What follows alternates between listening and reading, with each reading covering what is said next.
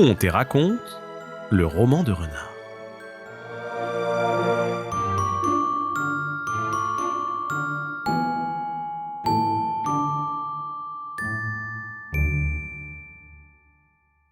Renard et les jambons.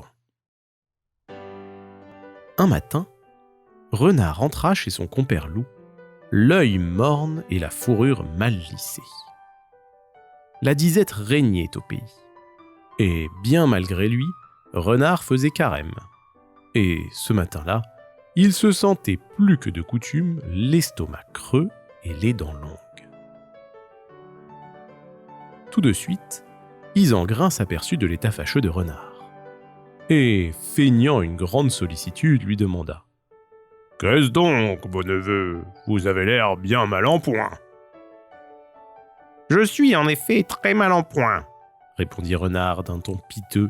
« Et ma faiblesse est grande. » Ce disant, il tournait un œil d'envie vers 3 beaux jambons qui pendaient aux solives, gras, roses et fumés à souhait.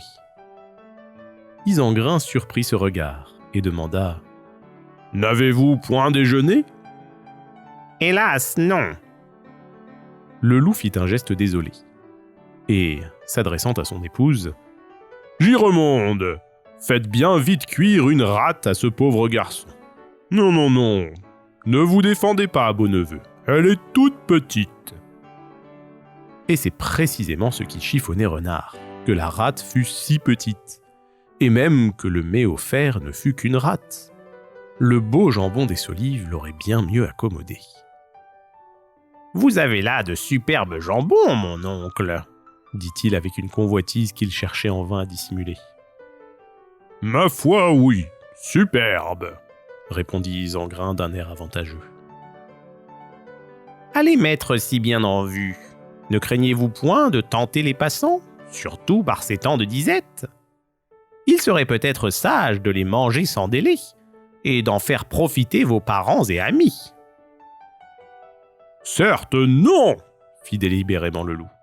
« J'entends les manger à loisir et n'en faire profiter personne. »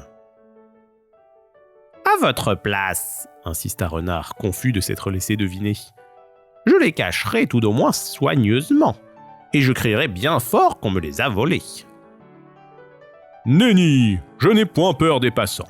Ils peuvent contempler mes jambons à leur aise, ils n'y goûteront point. » Sans rien dire de plus, Renard consomma la maigre pitance qui lui était offerte. Puis, la tête basse et la queue entre les jambes, il regagna son château de Maupertuis. Mais Renard ne demeure pas volontiers sous le coup d'une défaite ou d'un affront, et il a plus d'un tour dans son sac. La nuit suivante, il revient de son pas velouté à la demeure d'Isengrin. Il grimpe sur le toit et, sans faire de bruit, y creuse un grand trou à l'endroit où les jambons sont suspendus. Il les décroche l'un après l'autre et les emporte chez lui, où sa femme Hermeline et ses enfants, Malbranche et Persée, attendent impatiemment le résultat de son expédition. En hâte, on débite l'un des jambons, on le fait cuire, on le déguste, réparant ainsi d'un seul coup la diète sévère des jours passés. Puis, bien repu cette fois, l'œil vif et la fourrure lisse et brillante, Renard s'en retourne à la maison d'Isengrin. Celui-ci venait de s'éveiller, et constatant le larcin dont il avait été victime, remplissait le voisinage de sa clameur. « Ça, mon oncle, que vous est-il arrivé ?» s'enquit Renard sur un ton de sollicitude inquiète. « Mes jambons, mes superbes jambons !» cria Isengrin de plus belle. « Eh bien, mon oncle, vos jambons, vos superbes jambons ?»« On me les a volés !» Renard prit un air entendu. « Là, là, fit-il, voilà qui est bien joué. »« Que voulez-vous dire ?»« Que les larrons ne sont pas loin et que vous n'êtes sans doute pas trop fâché après eux. Continuez, mon oncle, criez encore plus fort. Les plus malins s'y laisseront prendre. »« Mais quand je vous dis qu'on me les a volés ?»« Je vous entends. »« Quoi, vous m'entendez? M'expliquerez-vous enfin ?»«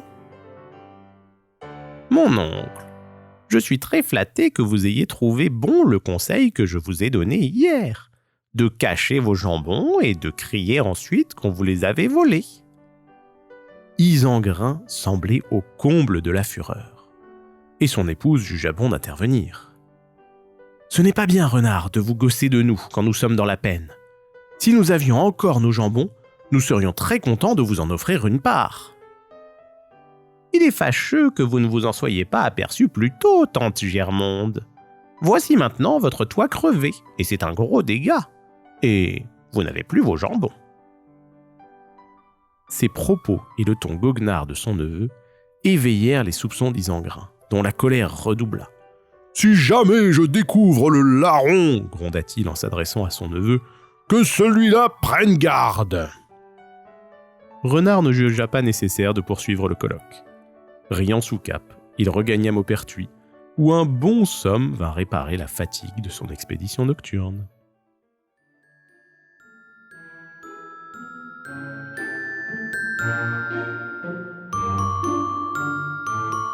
Retrouvez Contes et Racontes sur YouTube et en podcast. Contes et Racontes, préparez votre enfant à la lecture. Des histoires sans illustration pour faire travailler son imagination et un vocabulaire soigné pour apprendre des mots chaque jour.